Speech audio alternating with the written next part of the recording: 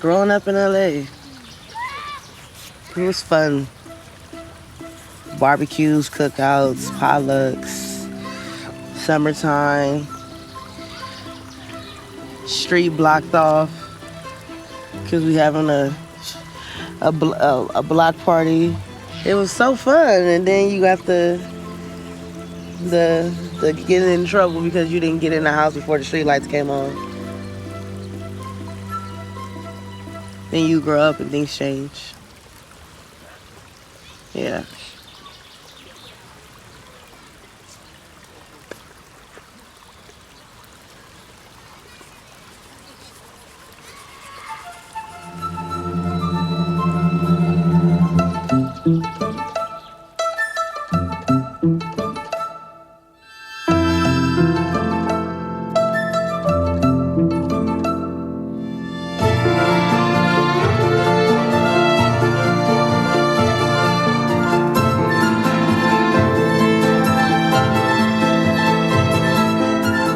Split it up already, so Dejanay has her spas. We got introduce her as our director. Tracks. Oh, she's gonna be so mad. That day tracks. What do you want us to do, Keita?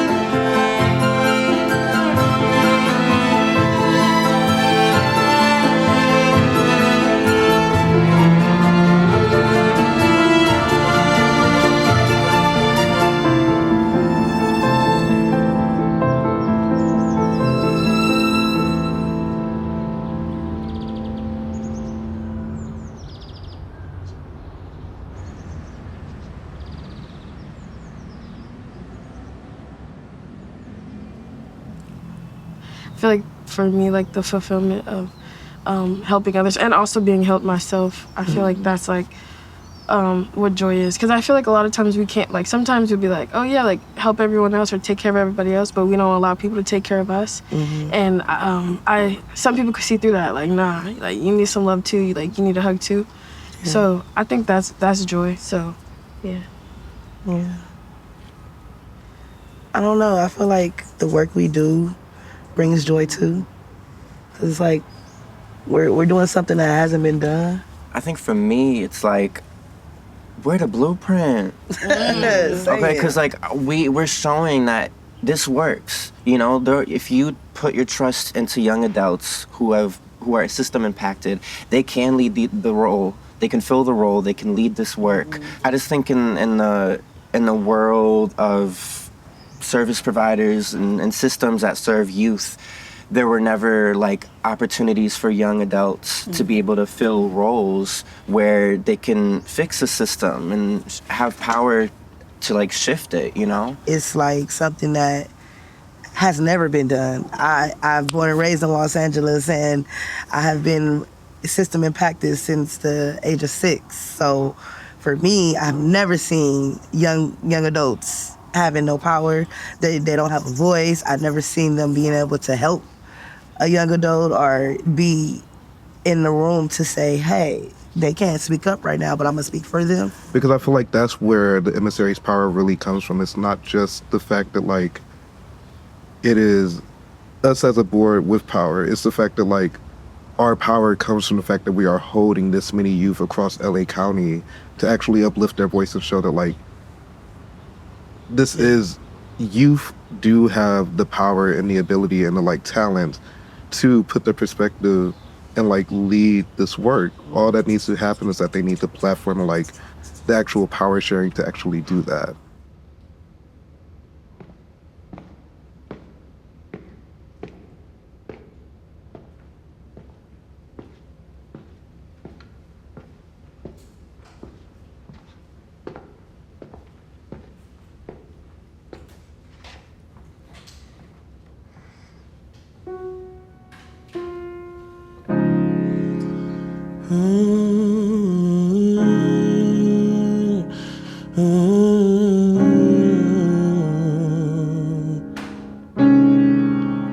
Hi, my name is Detrell, and I'm from Detroit, Michigan, and I live in Los Angeles now.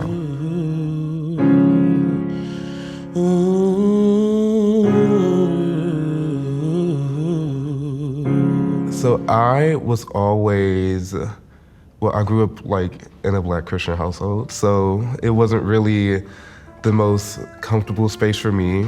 Like even with my family not being like harmful to me directly because of my queerness, just being in Detroit didn't really feel comfortable for me. So I wanted to move from the time I was a very young child.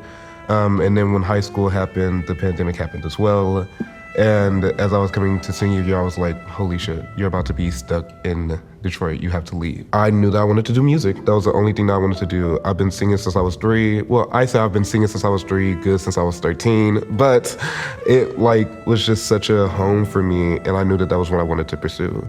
And I was like, if I'm leaving Detroit, I might as well go somewhere where I feel like I could actually pursue this and where I feel like I could like support that. So it was between New York and LA. I was like, I'm not going to New York unless it's at the school. And then when it was NYU, when NYU rejected me, I was like, okay, I guess I'm gonna just go to LA.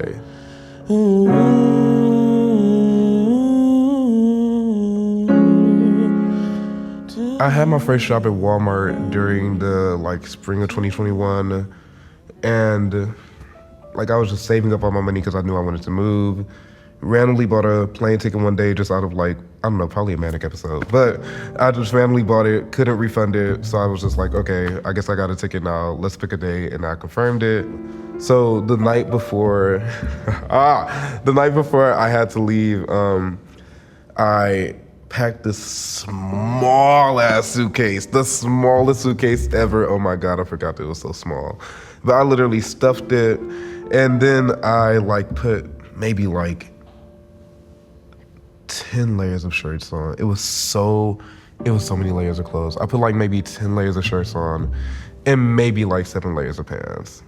And then like one do-rag. And then I carried 2 jackets with me and a book bag. And I like put a PS4 in like one of the jackets. I grab all my stuff, I walk outside, I take one last look at the house, and I like get on the bus, go to the airport. It wasn't until I landed in LA that I like saw my email and like the LGBT center said, hey, we have a space for you to come tonight, like just make your way over here. Got to the center and I like got inside and immediately broke down. And I like called my parents and I was like, hey, so I left.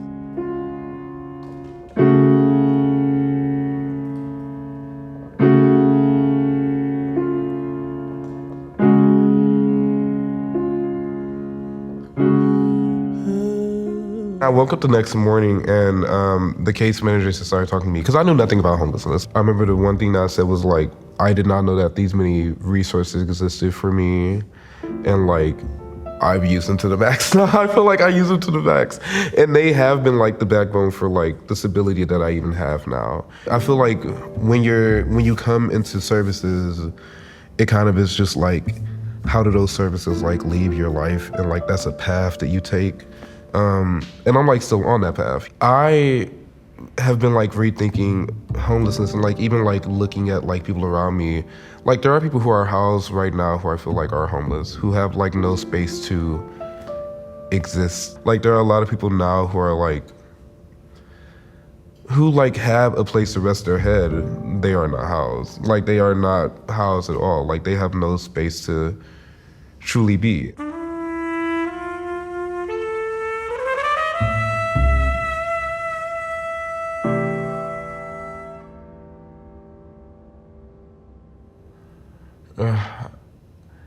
I feel more at home. I don't know if home is a thing that you like reach, but I do feel more at home, and I do know that I like have the ability to find home here. All of the queerness I like held as like a kid, I get to like just exist in that now. And that feels very healing.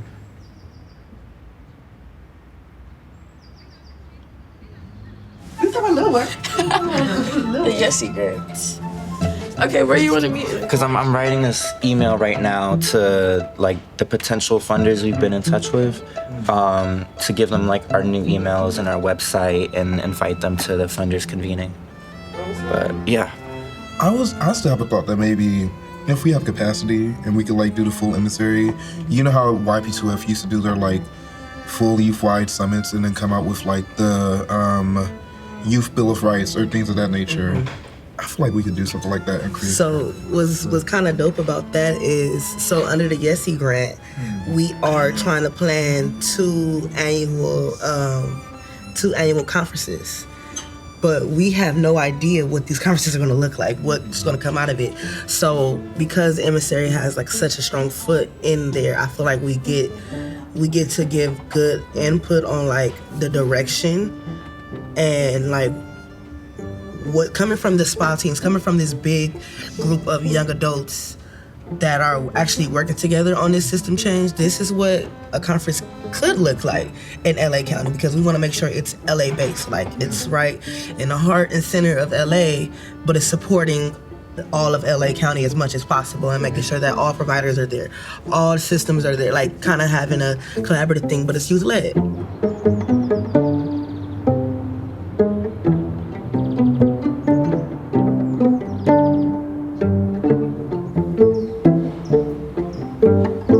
The stereotype and the stigma that people have on homeless people, I think that's one of the biggest problems, is that our own community doesn't know how to support the homeless individuals who are in the city. You know, instead the city is criminalizing it. So a homeless person can't access public space. They can't sit on a bench. They can't go to a library. They can't walk past a school as if they're criminals, and they're not.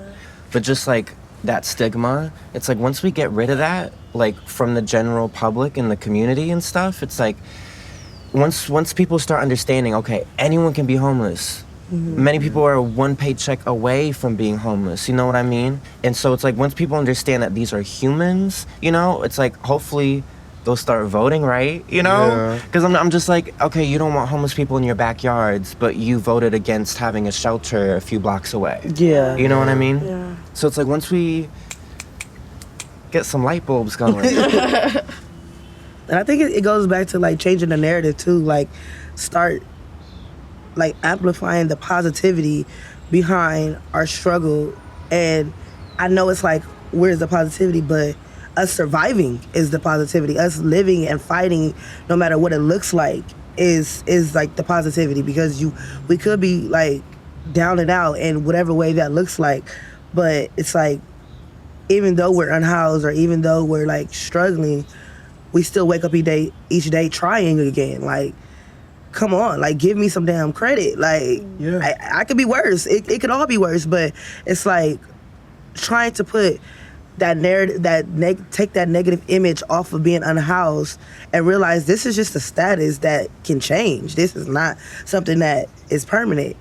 I don't look like what I went through, but baby, you can't walk in my shoes. Like, so understanding that just because I go through A, B, C, or D, it's like, what does that have to do with me being a human at the end of the day? Like,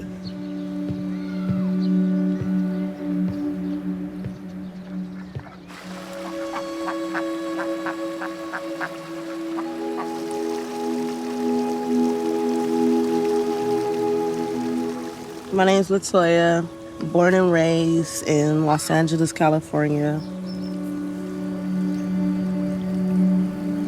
When I was a kid, I went through a lot of different like atmospheres. So I kind of was like always adapting to my environment in a sense. When I first got into the foster system, I was 5 years old, and that like kind of deterred my whole idea of happiness. And then I went into a shell like a turtle for a couple years. And I realized that I couldn't be who I wanted to be. Or maybe it's because I was just shy, because now my life is with strangers. It kind of scared me to just you just learn what privacy is, and it's taken away from you already. And now it's no such thing as privacy in a house with 6 other kids and all these other people who are watching you. So I think that is like around 7 is when I like just sheltered myself and was like, okay, I gotta be quiet. I gotta like not draw attention to myself. I have to put myself in this little shell so I don't get any attention drawn to me, and I won't become the problem.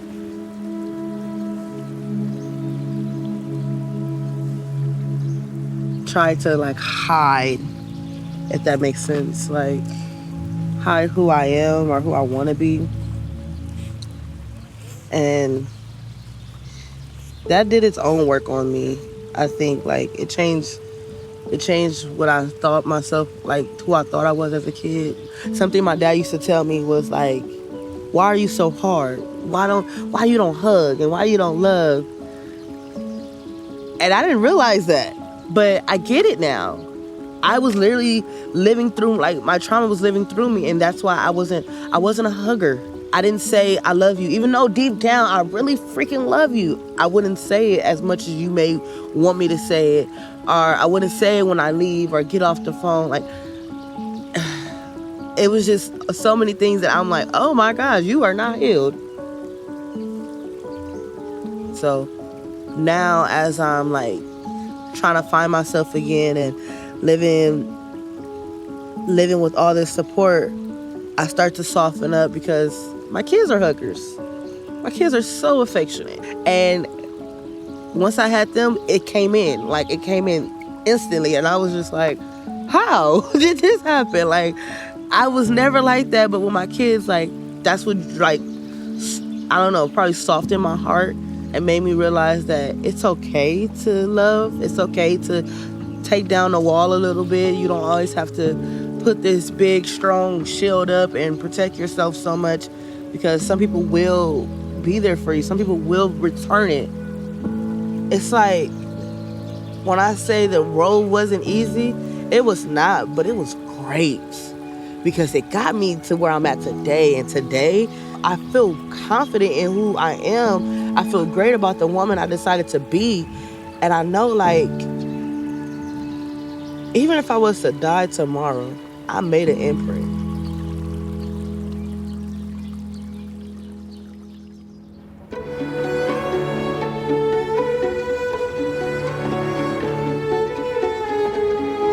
So the response generating, like, is that going to be like the statement we put out in the reels and like the social media stuff?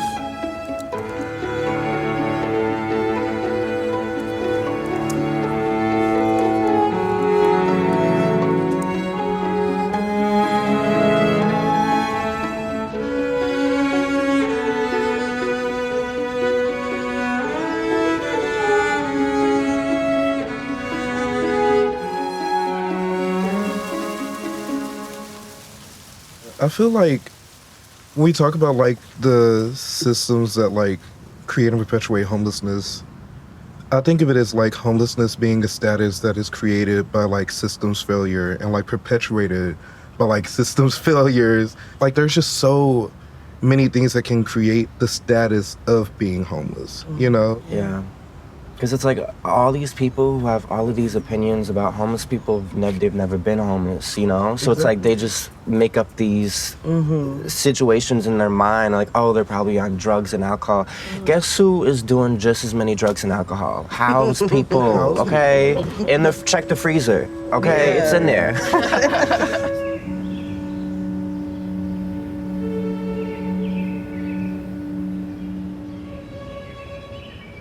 My name is Travis, and I'm from New Haven, Connecticut.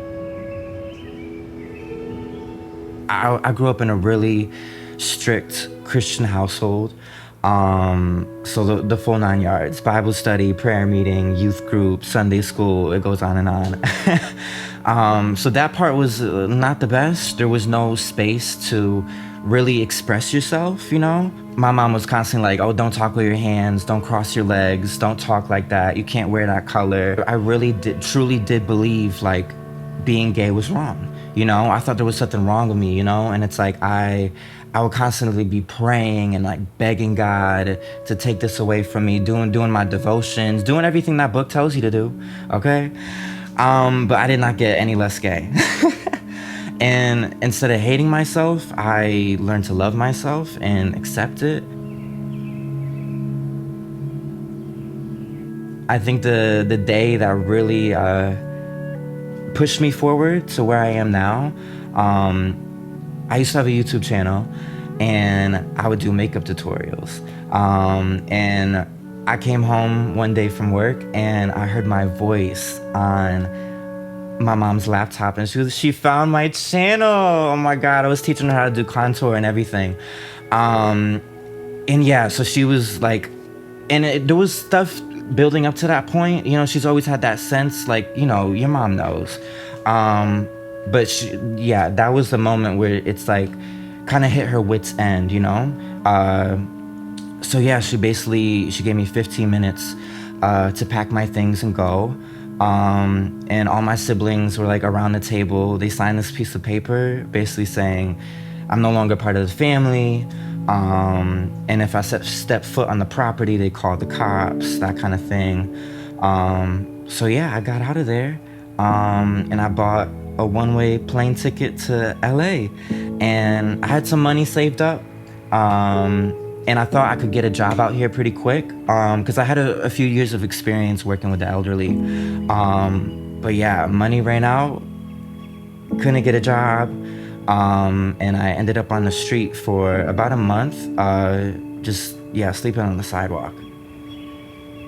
Like when it comes to religion, I'm like, I don't know what I believe in, but I think through those experiences, part of me really does believe that there were angels watching over me, because sleeping on the sidewalk in Hollywood is not safe, you know? And it could have been a lot worse. Like, shit happened, you know? But I came out of it alive, and, you know, and I've heard worse stories, you know, of being on the street. So I'm like, I consider myself lucky. Even though, like, I was experiencing homelessness. I think when I first came here, I was staying at a hostel, and life was good. I'm like, I was really enjoying myself. Like, first time ever I seen two men holding hands in public, and I'm like, no one's throwing a fit? Like, this is okay? Like, it was a sense of relief, you know? And it's like, it's weird to describe it, but like, even when I was on the street, it's like, I still had this sense of relief and like belonging. Like, I knew I was where I was supposed to be, you know? And like, for the first time ever, it's like I could just be myself authentically. I feel like my advice for other queer people out there is just like, don't try to fit somebody's idea of who you should be, you know? Because most of the time, that's not even who you are, you know? I'm like, if I listened to my ma, I would still be in Connecticut as a closeted straight man with a wife and kids in an ugly closet. I'm like, who wants that? So now I'm out here in LA living my truth, you know? And it's like, it's freeing, you know? Because it's like, yeah, it's like, it's exhausting to like wake up every day and put on an act and pretend that you're somebody you're not, you know? Like, you're playing a role, like your life is a movie, and it shouldn't be that way, you know?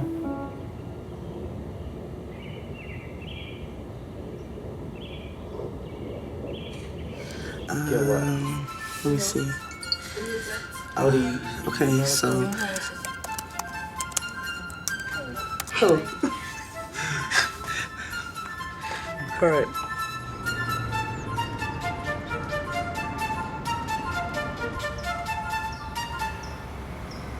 Like, youth, or I would say kids, because we're still kids at 17. We're still kids at 18.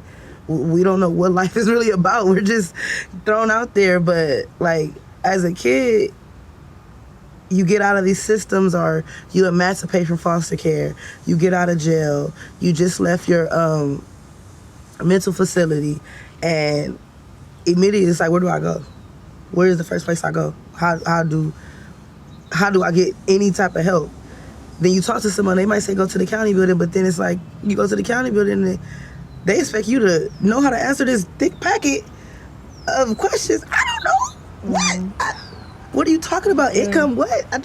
And if you don't answer them right, they ain't gonna give you what you need. Then you don't get nothing. They gonna give you what you need. You better finesse them questions, but you gotta know how. Yeah. And that's a part of it. Like, how do we know how to do that? It's like, you shouldn't have to play a game. You shouldn't have to know how. You should just be able to answer some questions and get your needs met. Simple. Like, it sounded very simple, but that's something that was so hard to do because it's like you've never done it before. You didn't know that you had to do all this. But also I feel like they give us the help, but they take it away right before we don't need it anymore. Like I'm still transitioning. Like, okay, yeah, I make salary now, but now I got rent. So like all my money going there, like it's going to rent. Like I still need the food stamps. Man, I still need the food. Like, you know, I still need the little gas vouchers. Like I still need the help. Like, yes, I am moving from surviving to thriving, and I think like they like what the disconnect with that is that they take the help away just a little bit before we need it, before we really could fully be on our own and sustain and actually thrive. Also too, I feel like another thing that people like don't take in consideration is that like we are like in these spaces and like advocating for different policies from homelessness, but a lot of the times you're going through the same thing you're advocating to change, and I feel like that too is like what makes our battle like a little bit harder because, you know, other people are fighting for us too, but they stable. They good. They got a home, they got a car, you know, their bills are good. They got a vacation plan next week. Like they're good. But us, like, I feel like it's a little bit different when it's like we're advocating for it and going through it at the same time, because I feel like it's an assumption that if we're advocating for it, then we overcame it and we're not going through it anymore. And that's usually not the case. That's usually not the case.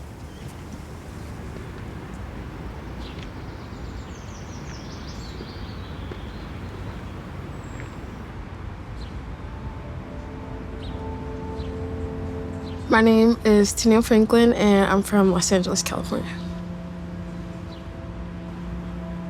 I wanted to be a doctor, a pediatrician. So every career day, like, what do you want to be? And I always did like the paper on a pediatrician or a poster board about being a pediatrician.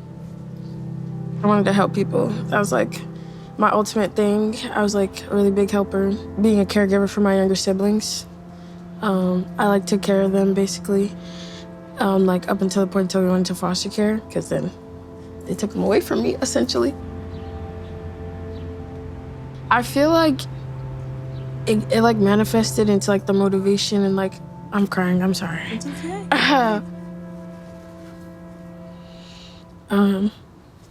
I feel like it manifested in like the work that I do and like why I do what I do, because that like going through that was very hard, and I know that it doesn't have to be like that for everybody.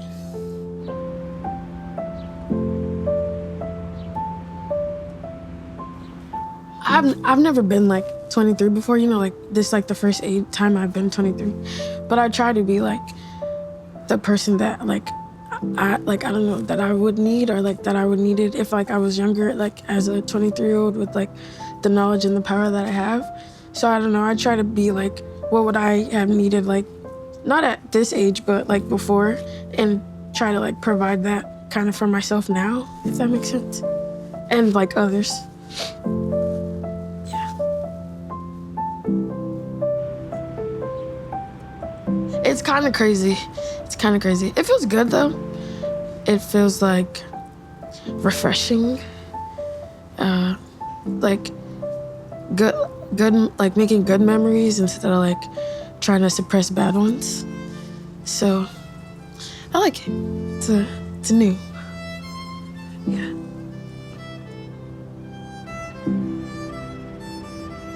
It feels good to like be a part of the bigger picture, I feel like, because I feel like change is like so slow, you know, like it is happening, like things are getting passed, but like for them to be implemented and put into effect, and like the people that oversee the things for them to be implemented and to put into effect, like it takes time.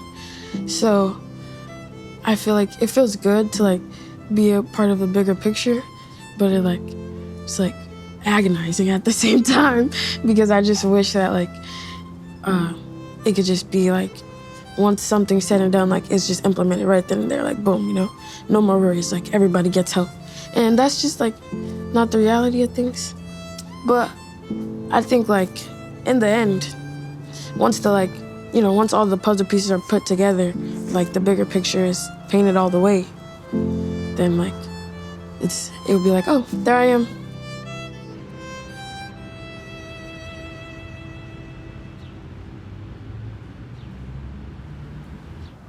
What does joy feel like to you? I'm sorry. British. Hello, mate. Joy is this. Us, like, you know, being able to meet new people and trust this new person that's in your life and grow with them, learn with them, teach with them. Joy is just, it's us.